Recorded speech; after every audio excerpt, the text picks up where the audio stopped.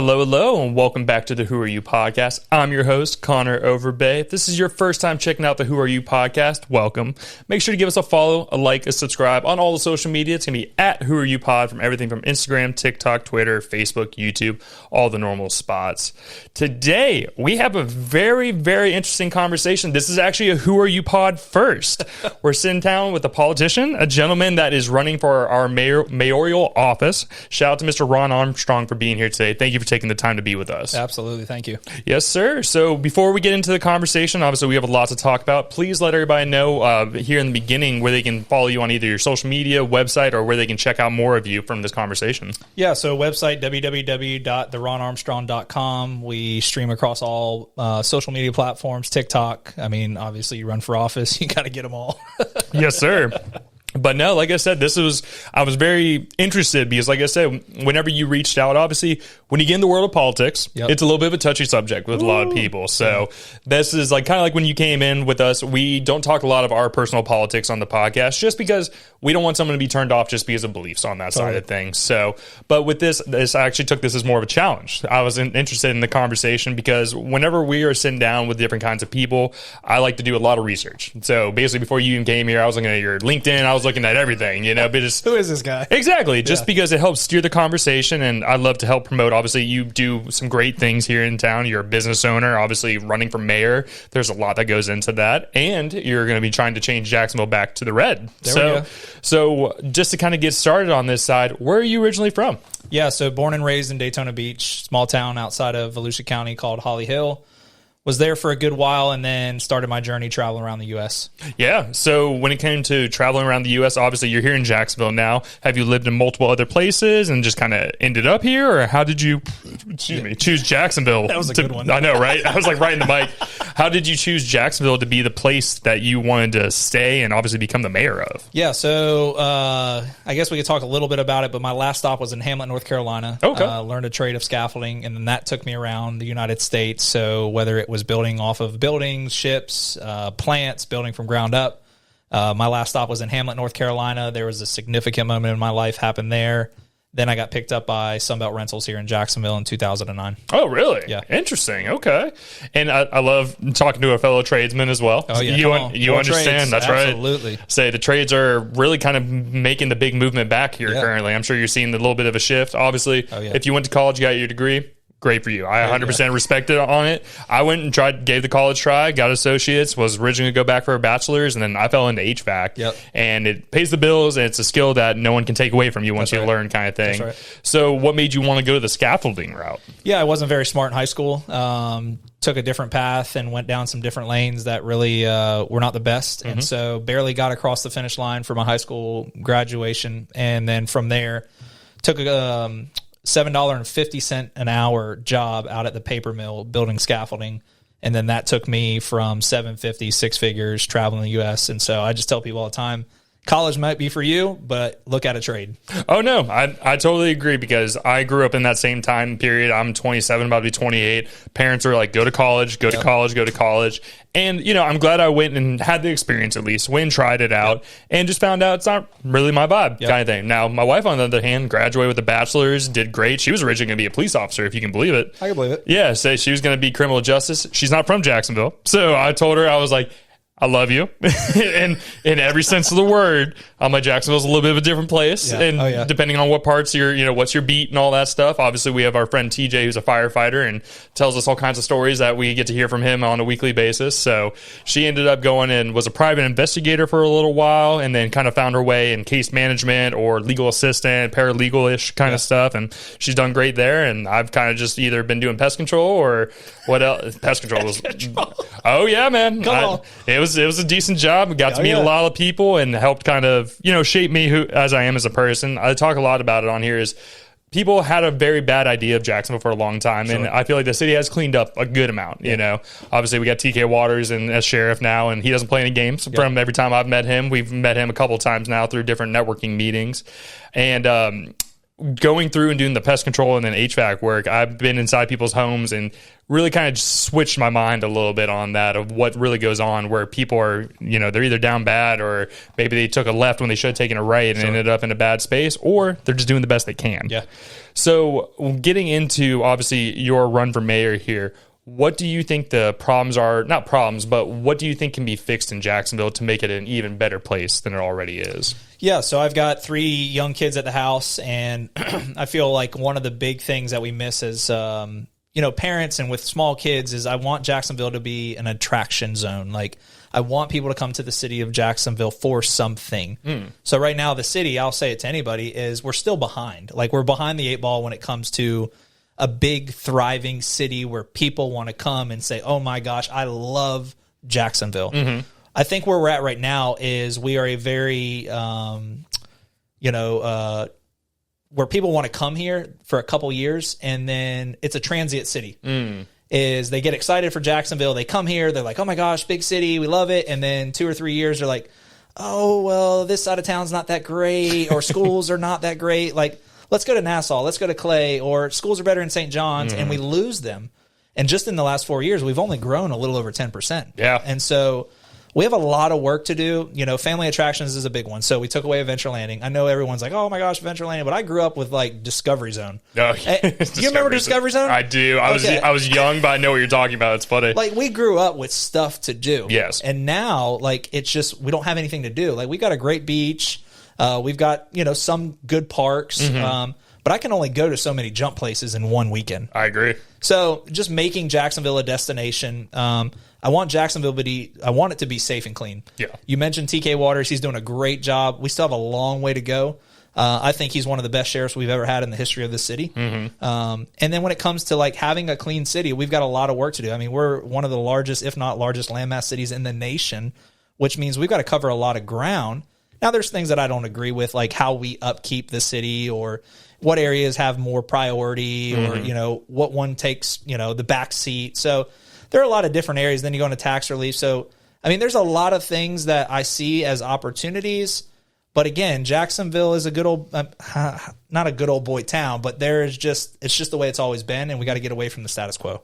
I get that. I 100% get that. And like when it comes to Jacksonville, right, obviously, as you said, there's some parts of the town that aren't the safest. Right. We know. Yeah, we know that. And whenever I say that, most people in Jacksonville think of a couple streets, a couple roads, right, downtown areas and stuff.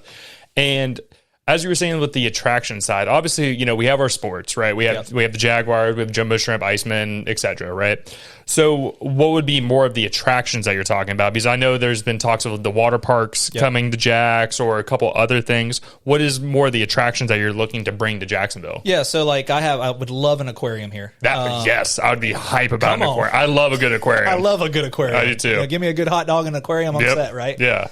We just took a tour of H2O in Orlando. We just had a great tour there, and just saw that when you put the price to the paper, so they built that one for $45 to $60 million. Okay. Adventure Landing, if the price point is right, you can have a water park paid off within 5 years. Now, I'm not saying it's the government's responsibility to pay for a water park. Yeah. But finding the right partner that would do this, and then, there's initiatives and there's city funds that you could start putting into stuff like this. But I think those are kind of the attractions right now. We just visited something in Orange Park. I forgot the name of it. It was a huge family park. Like, okay. Inside was amazing. Staff was great. We spent 2.5 hours in this place, and that's only a 30-minute drive from my house. So bringing stuff like that for, these things for these kids to do during the weekend. The parks that we're building, I think they're okay. Like, I grew up like on the all wood parks. Like, you go get lost in a jungle of a wood park. But now we're building it where all metal slides are very hot. We don't have any shade. And you only can spend so much time at some of these parks, and then you're gone. But if you think of these downtowns like Charlotte or Tampa or Savannah, you're spending hours in a downtown area. You go to Jacksonville right now, you might get an hour down there, and then you're ready to go. Like, we've got to create destination downtown, and there's a lot of money going into it right now, but we want to spend time downtown. Beaches, great, but we're not accessing a lot of the waterways right now. Like, the St. Johns River is one of the biggest areas and opportunities that I see in the Jacksonville area, But right now, we're just not capitalizing on it because, unfortunately, there's not the funds for it. I get that. So, and you brought up the fund side, right? So obviously that was one of the big things with the whole Jaguars deal, right? Yep. How half half was the city and half was going to be just the normal taxpayers. So how do you, if you are elected, how do you plan for those funds to be allocated? How is it going to be the payment breakdown on that side? Yeah. So everybody might not like this answer. I would have been not for the new stadium. Okay. The reason being is because I do not believe it's the role of local government to spend that kind of money, almost $700 million. I was going to say, a big chunk of money. Now, if we put this in front of the people and we traveled around the city for a year and we had town hall meetings and people are like, yeah, we think this is a great idea. We're just going to move the city forward. But when it comes to the return of investment on this project, we don't have a lot there. Mm-hmm. And so for me, I had to stand and say, I don't know if I would have voted yes on this. And then there was a lot of stuff on the back end of making sure 10% of the work went back into small business owners of Jacksonville. We don't know if that's true or not. If it is, great. If it's not, then I think it's a missed opportunity. But at the end of the day, you cannot go in, God willing, if I get into office, I can't stop this. Yeah. It's already moving forward. Exactly. Things were signed. Things have been. And we're moving forward with this. I think it's just now making smart decisions based on what is the return on investment for the downtown area. And here's the last thing I'll say about that. Everyone's not going to move to downtown overnight. No. So we're pouring in all this money in hopes of we're going to fill this downtown area. But I just think we're still, if I was a guess, I think we're still at least 5 years out. Yeah, I do agree with you on that. And when it comes to, obviously, these areas, right, they're gentrifying a lot of areas, right? So do you feel like there would get to a point where people are priced out? That's 100%. That's kind of that's my thought, right? And we were showing you our home whenever you first got here and everything, right? And we feel very, very blessed to be able to afford a home, right? But there's 40% of the United States don't even have $400 to spend on a repair for your car, your AC unit, or anything like that. When it comes to moving downtown, it would be great that that's a livable space because that's a long time where people were kind of navigating away from that, coming towards the beaches or this area that we're living in here currently. But there is a point where our last apartment, it was $1,500 a month for a 1-bedroom apartment. And that was off Kernan, which primo area. I know it's like that's where a lot of people who are, middle class, maybe higher middle class that are able to raise their families and stuff. But for me and her working either 40 or myself 50, 60 hours a week, it was still a stretch. So that's the part that I get a little worried about where people are like, oh, downtown's going to be this amazing thing, but it's not going to be for the actual people from Jacksonville that actually live here and not some dude from New York who's going to buy a penthouse down there. That's right. Yeah. And the other thing is you hit on this. I'm glad you said it. 46% of Americans, and that's even in the city of Jacksonville, living paycheck to paycheck. That's a big deal. And so I can't afford it. And, I make a good living and my wife works, but we would never be able to move downtown. And because you're just not thinking about the base rent, you're thinking about all the other stuff too. So it's a good point. Yeah. I mean, that obviously when it comes to, just even having a car, having a car downtown. Need a scooter. Yeah. That's what I'm saying. You're either walking and it's cool that would be an availability, right? Or I've seen a lot of, they've done a shipping container apartments down there, which is interesting as well, where it's just basically one long apartment. But it's just, I feel like and obviously I don't know what our budgets are and all that stuff. So this is someone who's very much layman, right? I'm a 27-year-old that happened just to grow up here. But I just feel like money gets pushed in so many different directions, left, right, up and down. It's going over here, it's going over there, to where I'm like, where's it really going? And then have we ever really passed an audit? Or I know I read something on your website about that, doing an actual audit of our financials here in Jacksonville. So what would that entail, and what do you mean by doing the full audit on us here? Yeah, so Jacksonville in the last 4 years, we want to say that, oh my gosh, we have over a $2 billion budget that's operating in the city of Jacksonville. We've only grown a little over 10% when it comes to the city, but the budget has ballooned. So when you look at the budget, so I'll give you an example, Jacksonville Sheriff's Office and Jacksonville Fire Rescue, just those two budgets are almost $1 billion. So one is 700 and something million, the other one is the rest of that. And so if you got a $2 billion budget, you might as well just cut it in half and give the other billion to the city of Jacksonville. So there are things that I don't agree on how we're spending money. So for example, I don't think it's the right way to spend government funding your money, your taxpayer dollars, on nonprofit organizations.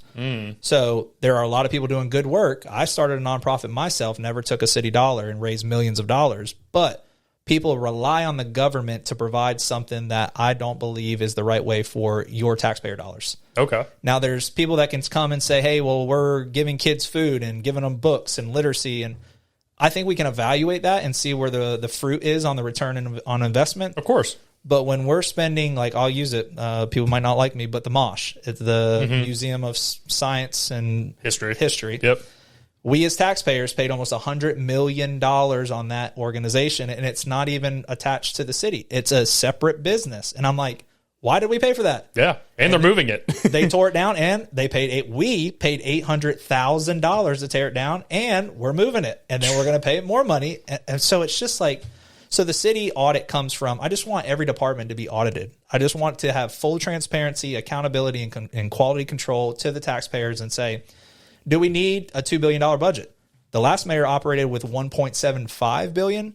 Okay. But it just keeps growing. But I'm just trying to look around and say, what's the reason of the growth? Yeah.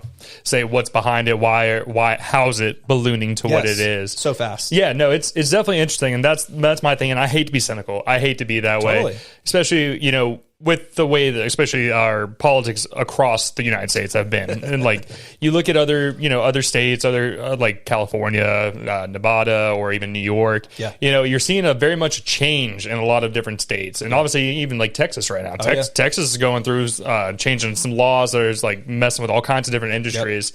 So it's just, when it comes to the money, man, I just feel like it is the root of all evil, but it's a necessary evil because none of us can survive with not having any cash in some way. So do you feel like a lot of money is being mismanaged here in Jax? Do you feel like, there's kind of like things just behind the scenes deals kind of things? Like I said, I'm not trying to have you blame anybody in any way, shape, or form, but like, what do you really think is like, where's this money going? The $2 billion for a city, just the city of Jacksonville. I know we have over 1 million people, but $2 billion? So the challenge I have is running on a campaign road when you hear, hey, my roads haven't been fixed in 2 years. Hey, this is going on. I haven't had any, money hasn't been pouring back into my community. You get frustrated because you're a taxpayer. That's your money. We always get it backwards where people are saying, well, we go to work for the government. No. They work for us. I work for you. And so I get frustrated on saying, well, where is the money at?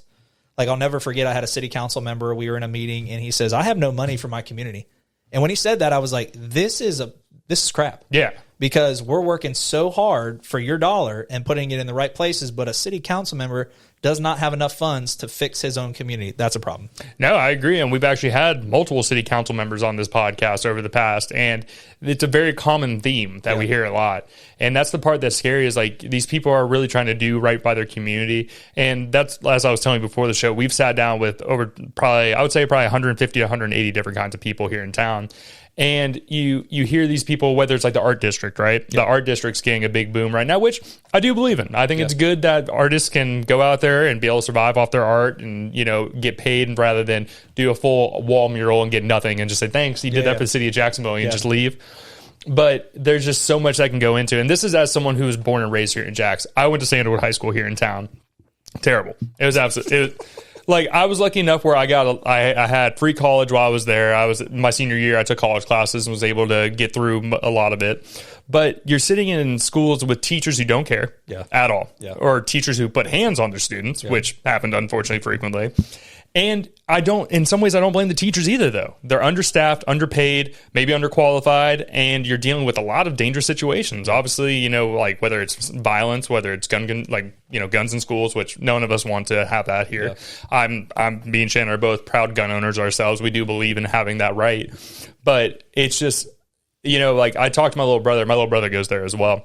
And he's 17 years old, and I asked him about what goes on while he's there. Just asked him to be honest with me. I was like, dude, I'll tell you all my stories. I was like, I've seen it all there. Give me yours, I'll give you mine. Well, the thing that was the craziest thing about going to Sandalwood is 10 people died my senior year. Wow. 10 separate students, whether it was drug violence, drunk driving, people getting hit, just car accidents in general. We had a girl who got hit by a bus walking to school because the time changed, and it was dark in the morning, and she had headphones in, and she got hit by a school bus. Wow. So it's just, I see a lot of these things here in my city, and like I would love for these things to change. And obviously it's going to be incremental changes. It's not going to happen, wave a magic wand. I wish it was that easy. What would you say would be how you would be able to change our school system on that? I don't know if that's something that you're running on, so this might be a little bit of a left turn here. But I feel like our school systems here in Jax are really rough, to be honest with you, unless you go to, some of the charter schools, which those are, from what I've heard, good schools. I know there's some private schools, but I feel like our public education system has to at least let these kids learn how to read and be able to get out of school and have a chance out there. Yeah, it's a challenge. It's a total separate It is budget. separate, yeah. But you always can be an advocate for something you're passionate about. And so for me, one of the things I do think we're lacking in the city of Jacksonville when it comes to the leadership, like you cannot lead from behind your desk. You got to lead from the streets. And so what do I mean by that? Like we need leadership that are going to show up to the schools. We need leadership that are going to speak to, if somebody got hit by a bus in a certain area, what was the reason for that? Like we need to find out, like, do we need a proper crosswalk? Like we just got to speak to the things that are happening. One of the big things right now is how many deaths we're having on, it's going to be a little different topic, but motorcycles. Oh yeah. And the motorcycle community came to me and said, hey, we've been asking to get our voices heard throughout the city of Jacksonville. Can we have a day of motorcycle safety? I said, absolutely. Like we'll put legislation together. I'll call in a council member. Let's try to fight for this. So when you bring an idea, I would hope that people would take it serious enough and say, man, that's worth fighting for. And for our kids, like for the teachers, how do you live off of $45,000 to $50,000 a year? If you're by yourself, you don't. You can't. Yeah, you can't. And so teacher pay, I thought we were going to see a huge boost when we got a grade A school in Duval County. And I was like, okay, that's good, but we got to take care of the people behind the scenes. And I know people right now that are making $46,000 to $48,000 a year as teachers and busting their rumps inside of these classrooms. And I'm like, dude, I would not be doing it, to be honest with you. I wouldn't either. I know. I've talked to people multiple times about that, and like as I've gotten older, when you're young, you don't think about the teachers. You just think they're just a person. The older you get, though, you do. Yeah, and I think about it now. It's like I couldn't, and I'm a pretty calm, pretty like patient person. Yep. But when it comes to some of the stuff you've seen or I've seen going to these schools, I'm just like, yeah, I couldn't do it either. And that's the problem with it, is we're not going to have a force. We're not going to have a body of teachers that are going to continue getting abused. And sooner or later, it's just get to the point where they're just letting you through school and just ain't good luck, which I saw a lot of in my time. So it's definitely a very scary thought on that side. But I also say that as well, but we do have some other great schools here. Just because my experience wasn't the best when it came to the education doesn't mean it's all of Jacksonville. But I'm sure if you polled a bunch of people my age and said, how was your high school experience? Do you feel like you got a proper education at this school? I would say that's probably a big no from a lot of people here. Slid through. Yeah. There was a lot of people that just slid through. There was guys who were literally in jail the next year. And I'm like, they gave you a diploma? I'm like, how'd you make it through, bud? I know what you do outside of here. But it's just one of those things, though, also, as well as you got to, as a person, you have to take responsibility for oneself. And if you have a thirst for knowledge, you can go find it. That's right. Like I told you, I went to college, I got my associates, and was very lucky enough that I had a lot of my school paid for free through that. And then my parents did the Florida prepaid, so I was lucky enough to not have any school debt. So I was able to go try some things, learn that wasn't really my vibe, and then went into the trades and not in any student loan debt in any way, shape, or form. Yeah. So got very, very blessed with that. Did you go to college yourself as well, or were you just straight into the trade after high school? Straight into the trade. And that's why I try to advocate for we need more trades here in Jacksonville. Like there's some great organizations that are trying to get ahead of this, but we're so far behind in the trades right now. Like I have a buddy who has a plumbing company. He can't even find plumbers for $32 an hour right now. Oh, yeah. That's starting. Yeah. And he's got plumbers making almost $50-$60 an hour. Like these are good paying jobs. And he's like, we can't find electricians. Like I remember when Trump put out something that we have a shortage of like hundreds of thousands of electricians. And so it's a real deal. Like if we're not catching up, like it's going to be a real big problem. Yeah, it definitely is, because that's our infrastructure. That's it. How do we build things if we don't have the people who are skilled laborers to build such things? Yeah. And that's it. And when it comes to that trade side, though, I do see a point of where people don't want to get in. You've worked in the trade. So when you first get in, how are you treated? Oh, yeah, you're definitely 100%. You're looked down upon. You got to earn your stripes. Yeah, you're the green gills. Until you get that green wiped off of you, there's no respect. Yeah. But I also feel like from being an athlete myself growing up, that's how my coaches were. So it's nothing new. It's one of those things you either grew up with that, or maybe some people it's a little bit of a reality check of what's going on in this world. And I feel like a lot of people as well think about, they don't think about their HVAC unit, or they don't think about that electrical outlet that just happens to work every single day until you need that person. And it's expensive to get stuff. I work for an HVAC company. I know it's expensive. When someone comes and says, hey, your capacitor went out, which is literally a battery that controls your fan and your compressor, and they're like, $300, please. They're like, what? Oh, yeah. But I'm like, do you know how to do this? And it's not me trying to be a jerk in any way, shape, or form, but it's like you're paying for me to, one, provide a service, to diagnose, my training, the gas, the insurance to get here, blah, blah, blah. Oh, yeah. And I feel like it's very hard for people to see that unless I go to someone who works in the trades, like, oh, okay, I get it. You know, I mean, I can't 100%. do it myself. So, Oh, yeah, 100%. Yeah. So I guess another thing I wanted to get into as well with you, obviously, when it comes to the political side of things, you get really looked at in many different ways. They're looking through every part of your life, every backstory, anything that you could have done, were involved with.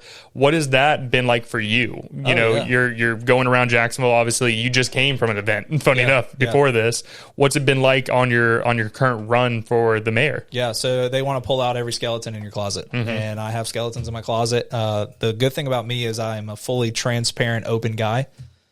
First and foremost, I have a strong faith in my belief in Jesus Christ. And so, I've been through a horrible upbringing with parents and addiction and, just poverty and just seeing a lot of rough stuff, seeing your best friends get killed in front of you. Mm-hmm. So I've seen the darkest of the darkest. And so when I was set free and when I got here to Jacksonville and somebody introduced me and invited me to church and my life was radically changed, it was just like a freedom, like a liberty came out of me, and it was my own personal experience. Like I have nothing to hide now. Mm-hmm. So it's tough because when you go into politics, they want to bring it all out, but I already got ahead of them on it and just said, hey, this is who I am. This is my past. Being clean and sober for 16 years. And congratulations, by the way. Yeah, it's a huge accomplishment, and being able to build what I've been able to build in the city and do the things that I've been able to do, it's only been by the grace of God. But there are people that try to drag you through the mud. Like we've already had to file police reports. People come against our family. There's threats on oh my gosh, it is nasty. Yeah. No, and like I said, congratulations on that. By the way, the clean and sober. My bad for offering you a drink. I didn't know that was a. You did. It's called water. Yeah, exactly. But no, it is a good thing. And funny enough, I volunteered and worked at a Narcotics Anonymous and Alcoholics Anonymous whenever I was growing up, and that was a big thing to see because it showed you the second chance that people do deserve, right? There's people in there that, whether it's crack, heroin, any kind of mix of things, or if all three, and it was cool to see some people in there who were my age. That was the scarier part. That's one of the more sobering things whenever, I think I was 18, 19 at the time, and seeing a kid that looks like me, who has their whole life ahead of them, and they're getting drugged down by this, and it's a very scary thought. Also, my family has had alcohol addictions in the past and issues like that, so like that's something I talk about here frequently as well. Is like I'm very careful on those sides of things, just because you never know what's going to be that key that unlocks you. Ooh, I like that. And that's the scariest part there. Because people run into it all the time. And whether it's, it doesn't even have to be a substance. It can be anything in the world that you get addicted to. And it's a very, very scary thought. But that's cool that you're willing and open about that conversation, because I think it's a very good thing. We've had people on here multiple times who talked about their times in jail, or, as you said, had a loved one die in front of them. We interviewed a lady who, a husband and a wife that have their own barbershop. What was it? Prestige Barbershop, dear. Their son was shot right in front of them, died in her arms. Oh gosh. And she was willing to break that kind of stuff down, and it's scary. But that's the real life things that people need to see, because you see on the political, like the main stage, presidency, the Congress people, everybody likes to be all manicured and try to show stuff. And like we're all like, we know the internet's here, like we know what y'all do, like stop playing this game with us. So it is just, I'm sure, I don't know how I would do with people just being all around me in that side of things. And obviously you have a strong wife, and you have your strong faith and things. You did bring up 1122, so I did have a question, or a couple questions about 1122, right? So, and just to be fully transparent for you as well, as like on the religion side, I grew up where my mom was a deacon of a church, Hodges Presbyterian Church over there. It was a little bit forced upon me, so I kind of took a step back as I was growing up. And I'm not atheist in any way, shape, or form. I'm more of, I hope there is something there. For sure. Rather than there not being, I just go blank whenever I'm gone off this earth kind of thing. So where I differ from Shannon. Shannon's had her own experiences and believes in God and, all that as well. So like I said, perfectly respectful on it. There's nothing wrong with the religious side. Totally. Now, the part I get with 1122, so this has been a question I've heard other people bring up as well, is the amount of land that they've been buying up and different properties and everything like that. So what's your opinion on that? Because it seems, and I'm not saying he's evangelical or anything like that, but it seems like Joby is really expanding and has a lot of satellite churches where maybe some other business would have had a better opportunity getting that property or anything like that. Totally. So what's your opinion on them having so many different properties here in Jacksonville? Yeah, I mean, gosh. And not to make you talk bad about your church. This is not, this is not what I'm trying to curb you into or anything like that. I love the question. So when I got to Jacksonville, so when a gentleman invited me to church, he was my crane operator. He said, hey, come check out this guy preaching. It was Joby. What I loved about Joby was, he was an average guy. He was a bald dude, lifted weights, had hobbies, didn't dress like the average preacher. Tatted up, and rode a Harley. And I was just like, okay, I can get behind this guy. But the way that he delivered the message made it feel like it was more personable to me. So when he started talking, it kind of felt like, man, this guy was kind of looking through my window. He knew everything, but what I believed, it was the Spirit of the Lord speaking through him. And so I had to really monitor myself of not making this man an idol my entire life. So I've been around him now 16 years. Oh, wow. So I saw him at the very beginning to where he is now, and the growth, to your point, unbelievable. I've never even seen anything like this. I went through a very dark period with that church for 2.5 years. I was on staff with them, left, had my own experience, like, okay, I'm getting away from this. This is a brand. It's a cult, blah, blah, blah. And I was away for 2 years. I wouldn't step foot back into the church. And my wife worked there. So you can only imagine our marriage. That was not good. Yeah. But then we went to dinner one night with Joby, and I remember him saying something I'll never forget. He says, look, I never intended this to get this big. And I was like, really? He's like, never. He's like, I was a pastor. I was a youth kid, youth pastor, came up. Somebody gave me an opportunity. I just started speaking the gospel. And then boom, it just started growing. Now, I do believe, just like anything else, church is a business. That is a full functioning business. The way they operate it is a business. But the things that I see in there, like I had a guy come up there, and this is where I'll end it, with the whole land and retreat centers and all the campuses. I saw somebody come up with full-blown cancer, and they were a part of the church, and we knew them. It was close family. This dude was getting ready to die, and he's still here today. And like, I saw this guy get healed from whatever was in that man's body. It's gone. And I was like, holy crap, like something's happening here. Then I look around and I start noticing all the young people. And so when I'm in church, I'm like, okay, this is not just like a 60-year-old kind of, you know what I mean? Like an older church. These are like young people experiencing something. And I know what they're experiencing, but for other people, it's like, okay, they're experiencing something. So my philosophy is something's happening in there. And if it's speaking to a believer, they're saying, no, the move of God is in this place. Why they keep planting campuses is because they can't keep up with the growth. It has gotten massive. I remember the first church over there off of Beach Boulevard over there was literally a quarter of what it is now. And now they took over the whole Hobby Lobby that was there. Yeah. Now the retreat center, here's where I stand with the retreat center. I've ran a retreat center in my life, and it's a beautiful piece of property. They use it in a way that where people need to get away and experience their rest, to pitch the vision for the church. We've been up there. We've experienced it. I think it's great. Now, where I get wrapped up in is in the money stuff. Okay. But I can't question it because I'm seeing life change right in front of me. That's understandable. And so for a lot of people, they look at it like, what is going on here? This is a cult. But for people that have experienced it, it's like, no, there's some real life stuff happening right there. No, I get it. And like I said, like that, I know I phrased that question a little weird on that side, but I get it though. Yeah, it's just more of one of those things because I've watched and I've actually attended the church in the past as well. So back in the day, probably like 2015, 2016-ish range around that time.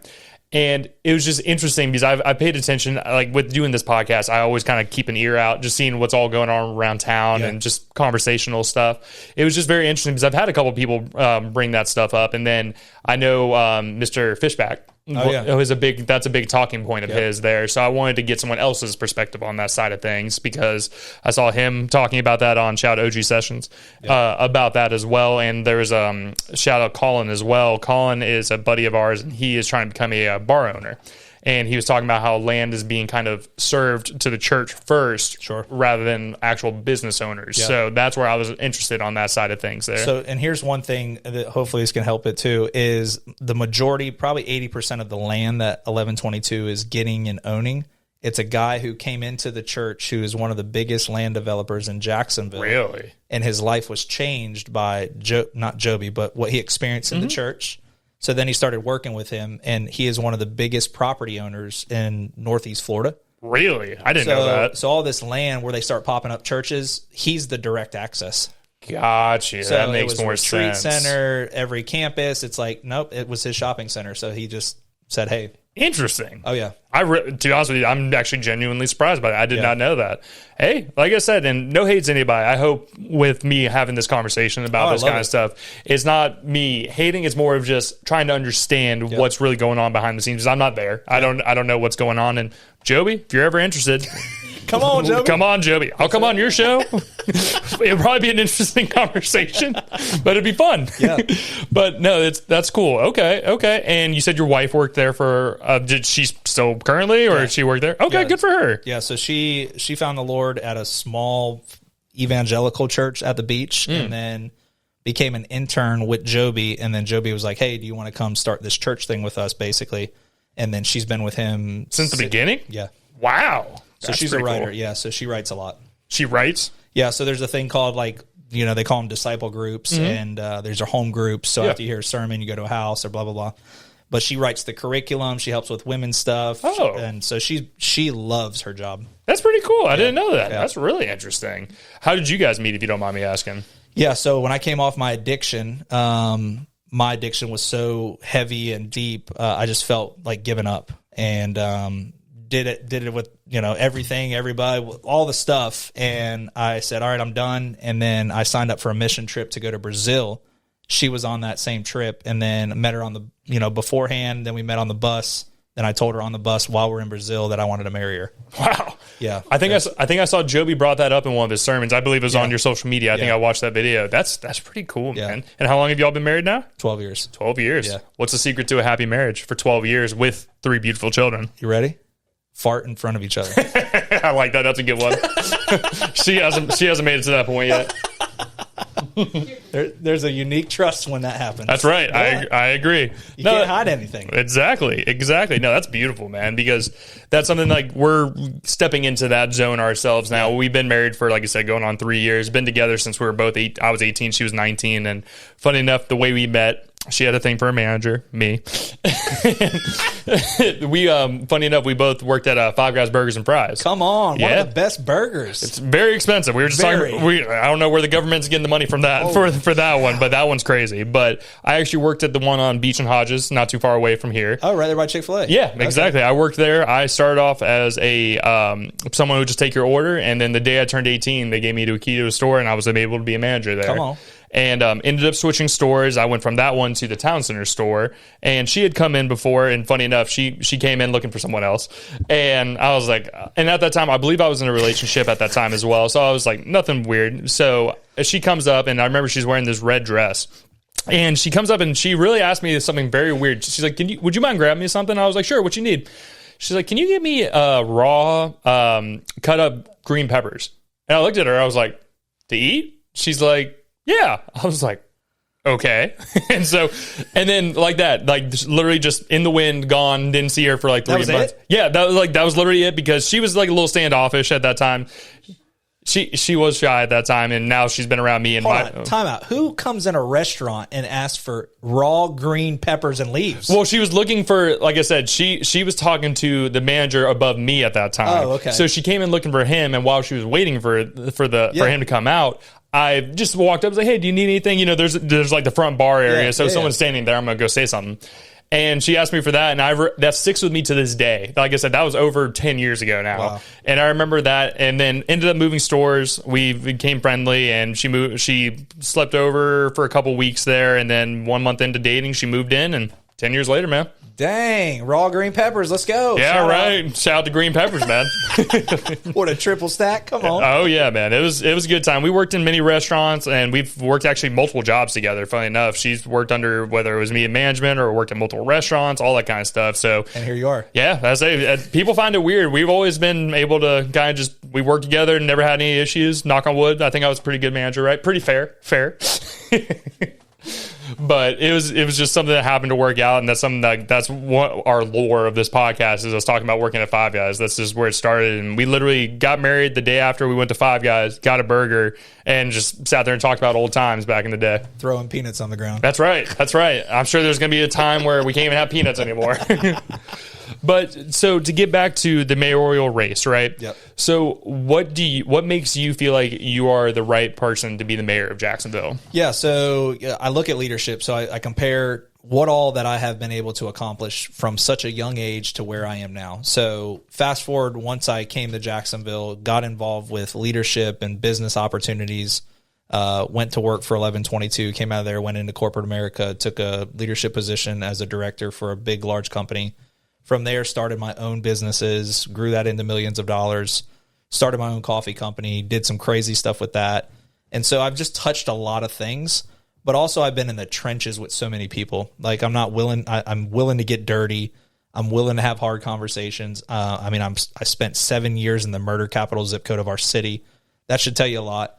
And then I look at everybody around and it's just like, okay, and you that's all you got? Yeah. Like, but, it's, again, Jacksonville is all about who you know. Very true. And so when you're a grassroots candidate and you step on the political playing field of a city that has been operating with a lot of political pawns, you're going to upset some people. Mm-hmm. And so I've upset some people, but it doesn't necessarily mean I'm going to earn a space. And so I have no idea, how this is going to turn out, but we've created a momentum and a wave now where people are like, oh my gosh, my voice is being heard. So I just want to make sure people have a voice in this city. And so I believe I'm, the right leader to give people their voices back. No, I like that. And I find it interesting as well, because obviously like Jacksonville's kind of swayed back and forth, right? Yep. Republican, Democrat, all that kind of stuff. And our current mayor, I've never met the lady in person, so I don't know how she is really. If you're out there, Donna, come on. Yep. Like I said, Donna, come say what's up. But obviously she had her history, and I'm not here to besmirch anybody, but everybody knows the story. We all know what it is. Shannon may not know it since you weren't from here. Baseball game? Yeah, right. Yeah. But I'll let you know off camera, Shannon, on that one. So it's just interesting that, all this stuff gets brought up, and I feel like a lot of people really say the right things, but then the actual... They get in, it's a completely different story. Yeah, and that's the thing that's weird. What makes you feel like, not saying you aren't, but what makes you different from those kinds of people?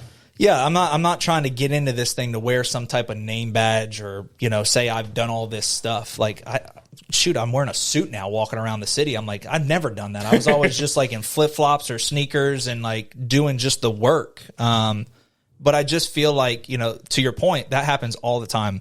People gain a position and they turn into a completely different person. I feel like the powers of be come in. Oh my gosh. And there's a thumb that gets put on you somewhere. Yeah, and your hands go behind your back and they become cuffed. But in all reality, like I told you earlier, is I don't want to lead from behind a desk. Like I want to be in the streets. I want to be in the communities. I want to be in the houses. I want to be with the people.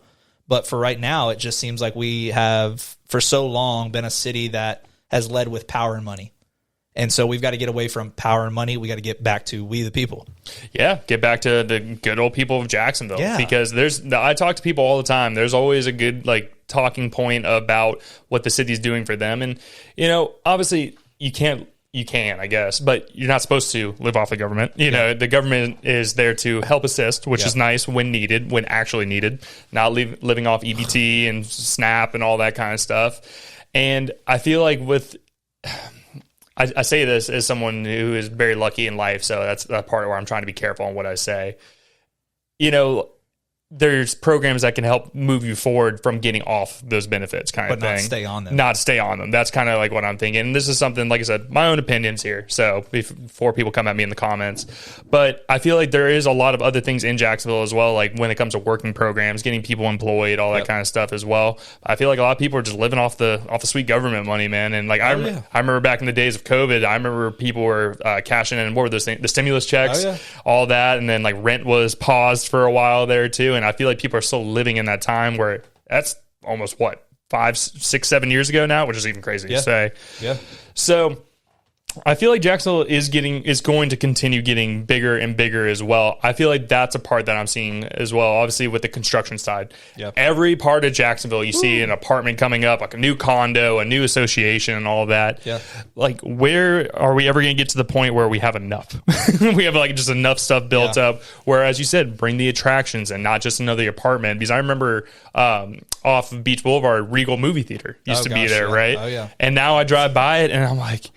I used to go there for like... They actually look kind of nice. They do look nice. Like, I'm not sitting here saying anything looks bad. But you remember the day. Yeah, I just remember the days of walking in there with my dad and getting like a popcorn and watching like, you know, whether it was... what was the movies coming out at that time? Like Spy Kids and all that kind of stuff when I was younger. Yeah. And now it's just like, I feel like everything is just a concrete jungle. I'm like, this isn't New York. This is still Florida. Yeah.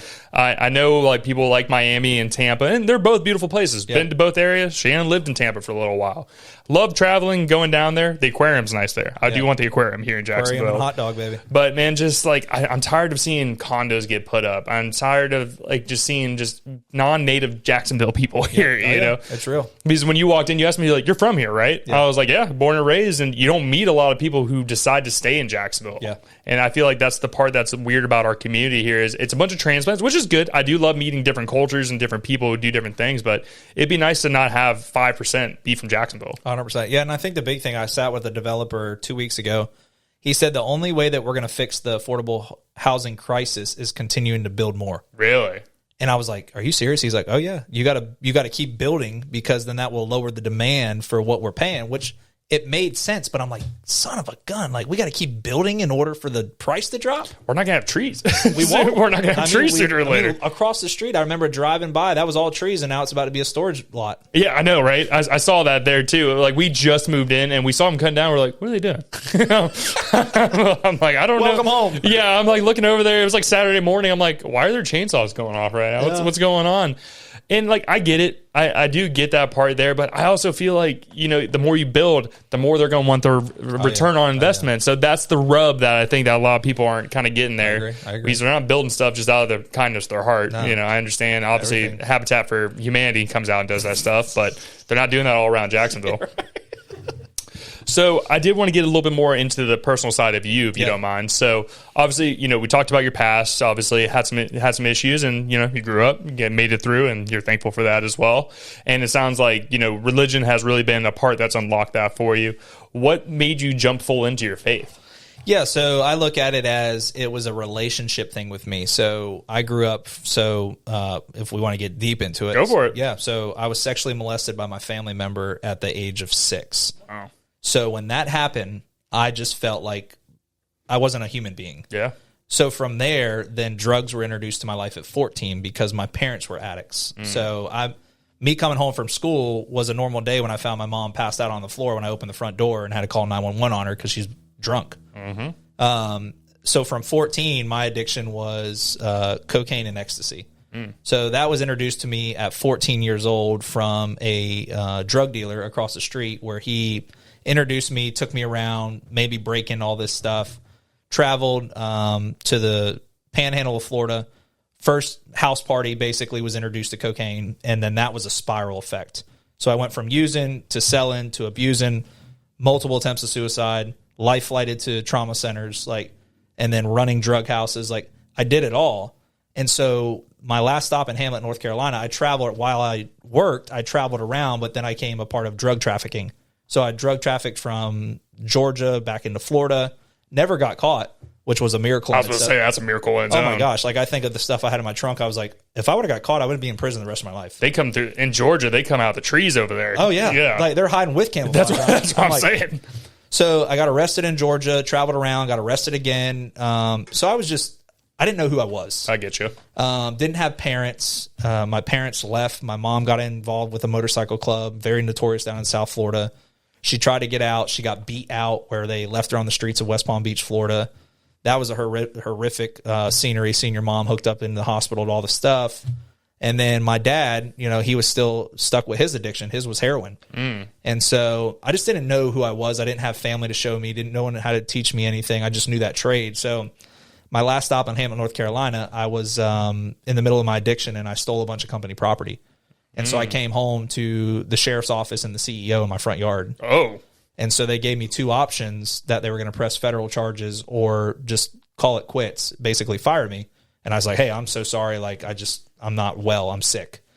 So I lost everything, came to Jacksonville, had nothing, stayed in a hotel off of JTB in an in-town suites. Guy gave me an opportunity out at Mayport, and I was just like, okay, I can do this. I can do this. And I'm 21, 22. Wow, so you're very young still at this point. Yeah. That's crazy. Okay. And so I'm just going to every beach bar in Jacksonville, living life, traveling down to South Florida, doing things I shouldn't be doing.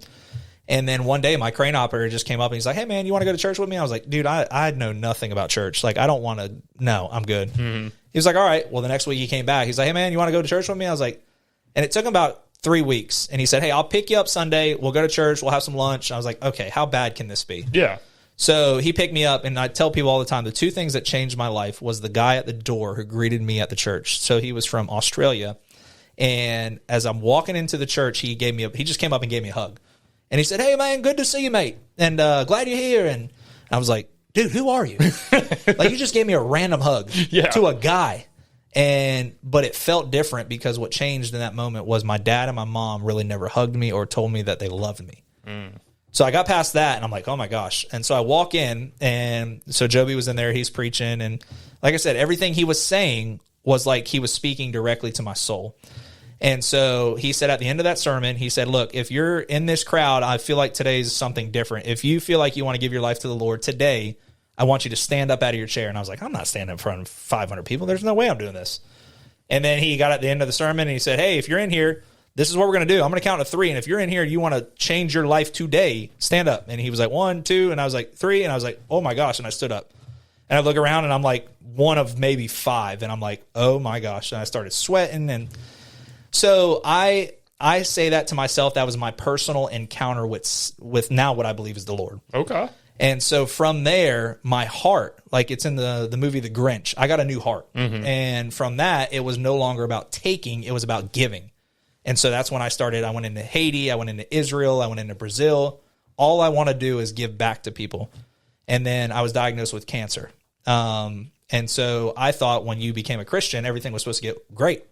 Well, it got worse. So I was diagnosed with a type of melanoma where I had to start chemotherapy. Well, the crazy thing is I went to get it diagnosed, and they were like, hey, we're going to start you on chemotherapy. Well, then Joby had the elders of the church say, hey, reach out to Ron Armstrong. Go pray for this guy. And I'm new in my belief, and all these elders show up, and they show up at this place, and this is the first time I experienced like the anointing of oil. And they brought this bottle of oil, and they said, hey, we're here to pray over you. And I was like, okay, what does that mean? And they're like, well, we're just going to lay hands on you, pray over you, anoint you with oil. That's what the Bible says we're supposed to do. And I was like, okay. So they did that in the middle of the First Coast Dermatology off of 3rd Street in Jax Beach, in the middle of the lobby. And I was like, this is weird. And so I go in, and the doctor's like, yeah, you don't need to start chemotherapy. And I was like, what? And they're like, yeah, they misdiagnosed you at the last place. We're just going to put you on some of this other stuff, and you should be healed up in like 3 weeks. Gone. And I'm like, what just happened? That's interesting. Yeah. It was wild. And what's if you don't mind me asking, just for my side, what is the significance of the anointment of oil? I guess I'm not even aware of that. Yeah. So in the Bible, I believe it's in the book of James. If it says, if anyone is amongst you sick, call upon the elders and have them anoint you with oil. And so it was a representation of, if back in those times, if anyone was sick, they believed through your faith and through the anointing of oil, laying of hands, that there is true encounters where people were healed. Okay. So now, like you see in churches where they have what they call as anointing services, like if you're sick, if you have addictions, if you have cancer, like we're believing that you can be healed in this moment. And so my cancer was gone, and I was like, it was wild. Then my mom got saved, and she got saved on the back porch of a rehab facility. And today she's 15 years sober. She loves the Lord.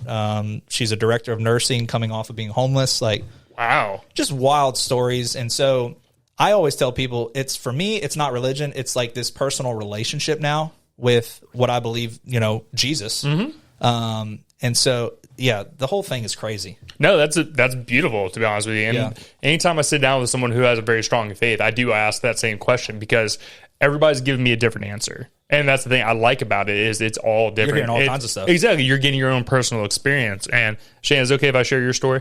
If you don't mind? Come on. So Shannon, her father passed away when she was young, and basically the way it happened was very unfortunate. She was outside with her dad, and her dad was blowing out the leaves around the pool with a leaf blower that was connected to the wall. He fell in the pool with a leaf blower and electrocuted to death, and she was there in front. And when that situation happened, obviously, things happened. He passed away, and they go to the church. And if I'm missing any parts of the story, let me know, Shannon. And basically, she gets to the church, so they're there for the funeral. And someone who's a jerk, I'm going to say that PG wise, but came up to her and, how old are you? 4? 3. Wow. And asked her, why didn't you help him? And she stopped, and this is what she's told me, as well as she said, God told me not to. Wow. And that was a very powerful moment for her, and something that she carries to this day and brings to me. And I'm like, how can I say that didn't happen? Mm-hmm. You know what I mean? Oh, yeah. So that's where I see that story through her, and she's a very strong person. Shout out to her mom as well. Her mom is a beast of a person, raising 2 girls on her own, and they both became successful and did very well for themselves. All power to Miss Donna. But that's always something that stuck with me about her, because she told me that when we first started dating, I would ask her, I'm like, what's your dad like? What's your mom like? Are they here? Like, where they live, all that stuff. And she always kind of like pushed off the dad conversation with me. I was like, okay. I was like, so what's going on? I know there's something. I'm like, if you don't mind, I'm not trying to pry into your life, but I want to know. And she told me that story. I was like, okay, heard that. And with my mom being a deacon of a church and all that stuff, like I said, it was very much a point of contention between me and my parents. My dad's side, he's not religious at all, but my mom and my stepfather very much are. And I've kind of seen the tale of both tides, because my dad's had some issues in the past, and he's growing and getting through it. And he's not religious at all. But then I see my mom and my stepfather, and just because they go to church, they're not perfect either. But they're great people. And it's interesting to kind of see in both sides of what it is. And that's where I've kind of had that internal tussle of how I feel about it. And including like my buddies, shout out TJ, the firefighter, religious himself, a couple other buddies who are not personally, or just not very much into it at all. And it's just one of those things, like, I do think about it frequently. It's just like, I really hope there's something there, and I'm not sitting here praying or reading the word. I know the basic outline of the story and done some research myself just to kind of clear my beliefs, just so it's not like, oh, I haven't seen water turn into wine. Yeah. It's not real. you know what I mean? Like, I try to be as educated on a subject as possible. So when we have these conversations, I can try to explain my feelings about it. Yeah. Because whenever I was younger, I was very much, nope, it's not real. And as I've gotten older, I've seen other things that have kind of changed a little bit, twisted, where it's like, maybe, you know what I mean? And maybe in the next 5, 10, 20 years, or I'll probably become a huge softie when we have when we have kids. Exactly. You know, I mean, I'm sure there will be like another life-changing thing that may make my mind turn a little bit like that. But I find it beautiful. I love hearing these stories, because at the end of the day, it's important to you, and it's helping you become a better person. Yeah. Who am I to sit here and stand in your way and tell you anything is wrong with that? Well, I love the fact of, so my prayer is always for people who are kind of where you're at, is that you would have a personal encounter. Because I hear so many stories where people grow up in the church and they've been knocked over the head with the Bible. You had to do it X, Y, and Z. And it's like, oh man, if that was me, I would totally be turned off by it. Yeah. But now I'm seeing more in life, like, my dad, for example. My dad has just become clean and sober, and he's 70-something years old. Congrats. And when he asked me to come down, this is years ago, and I sat in his truck, and I just asked him, I said, Dad, I got one question for you. And we did not have a good upbringing. I love him, and we've got great memories, but man, he just didn't choose the right path most of his life. But I had to ask him. I said, Dad, if I leave here today and I get a car accident and I die, am I going to see you? He's like, yeah, you're going to see me. I said, where am I going to see you? Well, where we all go. And I was like, where's that? He's like, I don't know. He's like, somewhere. And I was like, but I don't believe that. Yeah. I said, I believe that there is a real heaven. I believe there's a real Lord. And he's like, well, so do I. And I said, well, how do you know you're getting there? He's like, well, I'm a good person. And I was like, oh, gosh, like, that's what everybody thinks, is I'm a good person, so I'm going somewhere. And so now my prayer has become, the people that I meet is like, you got to have your personal encounter. Mm-hmm. And so it ain't going to be by your wife. It ain't going to be by your coworker. It's going to be by you thinking and experiencing, holy crap, something's real. So I love that you say that, because you're in that, you remind me of a good friend of mine. He was exploring, like, man, I'm just kind of seeing what's out there, and this is where I'm at. I'm like, yeah, no problem. And then he had a real life encounter. It was actually my drug dealer.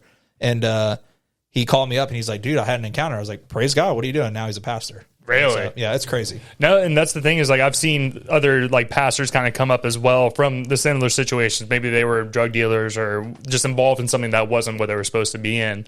And like I said, it's just, I see the power and the change that happens in people. And obviously you're a living testament to that.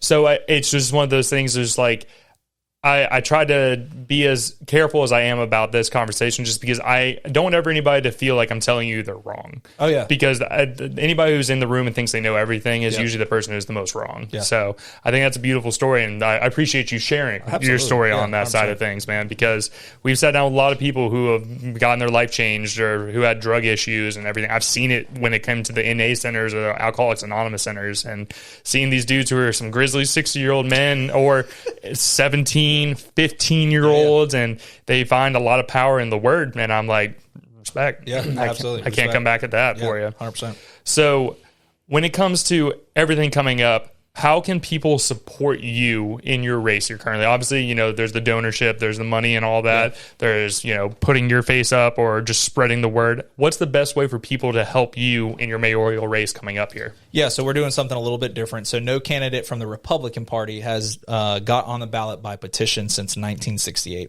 So that was one of my big goals, is not just to run for mayor, but make history. So you have to get about 8,000 signatures in order to qualify to even be on the ballot, or you pay $16,000. $16,000? Oh yeah, just to put your name on the ballot. Jesus. So that's why this is a money game. And so when I heard that, I was like, I'm not paying that. Yeah. I said, I'm going after the signatures. So we're right at 5,000. And so we've got about 2,600 left. We got 4 months to go. So I tell people all the time, I don't want your money. I just want you to sign a petition if you're a registered voter in Jacksonville. It does not mean you're going to vote for me. Just helps me get on the ballot. So right now, we're just going after petitions. We've got 16 locations across Jacksonville where you can go into local businesses, sign a petition, put it in a box. But yeah, once we do that, I'll be the first candidate from the Republican Party since 1968 that's done that. Hell yeah, man. That's awesome. Yeah. I love to hear that. Absolutely. And you did bring up your businesses. I want to make sure I don't forget those as well. So can we talk about your nonprofit? Please let everybody know the name of the nonprofit, what you guys do and everything as well, please. Yeah, so Sponsored by Grace was founded in 2018 out of the apartment complex Cleveland Arms, now known as Vista Landing. Oh, I know where Vista's at. Okay, so we did everything for children empowerment, relocation, emergency assistance, anything that community needed, we assisted with. So all the money we raised went right back into that community. That in 2025, it hasn't closed, but because I had to run for office, I couldn't focus on it. So, but the coffee company is still, it's alive and well. Yeah. Our biggest store is off of University. We still have the bus. We let the beach location and downtown go, but our coffee company is still going. Grounds of Grace. That's been an awesome journey. Where'd the name come from? So Sponsored by Grace was the first one. So then when I thought coffee company, I was trying to tailor it towards something close. And then I was like, grounds of coffee, Grounds of Grace. So then it become like a similar story. What kind of coffee man are you? So believe it or not, I hated coffee before getting into this. When I bought the bus and transformed that into a coffee bus, I just was a straight cold brew guy. Okay. I did not like espresso. I love a good espresso. Do you really? Yeah, I like straight espresso. I'll drink straight espresso. I'm more of a macchiato guy when it comes to that, but I can't drink straight espresso. You're a foo-foo guy. Like I can drink macchiato. Yeah, man. I don't care. 6'5", I'll drink it right in your face. People. What'd you say? Oh, pumpkin spice. Pumpkin spice guy. I love some pumpkin spice. I'm also a big sweets guy. I love. What's your favorite sweet? That's a good question. I'm not going to lie. To be honest with you, I'm a simple man on a lot of things. But you know the boxed yellow cake with the chocolate frosting? Like a Little Debbie? Yeah. You're a Little Debbie guy? I could smash that whole freaking pan or anything chocolate related. I love like chocolate cake. I'm more of like cake, pastries. Pastries. Yeah, like ice cream I do like, but when it comes to that, I love like cake, carbs, any of that kind of stuff. I'm all about that kind. You a late night guy? Like you like a late night sweet? Yeah, I'm just a late night person in general because Shannon knows like weekends, whenever I'm not working, I'll be up till I'm just a night owl. Best say. Because I sit here and work on podcasts, do all that kind of stuff, and that's my time. That's quiet. I'm doing what I want to do and all that because Monday through Friday, I'm working 12 hours a day doing all my things. So that's usually more my vibe. But yeah, late nights all day long. Here's a 6'10" guy walking in with a pumpkin spice latte. Who's going to tell me no? Who's going to tell me no? Yeah. Do you have any interesting facts about coffee that you have learned since you got into the business? Yeah, so I did not know coffee was a fruit. I guess that does make sense because it's...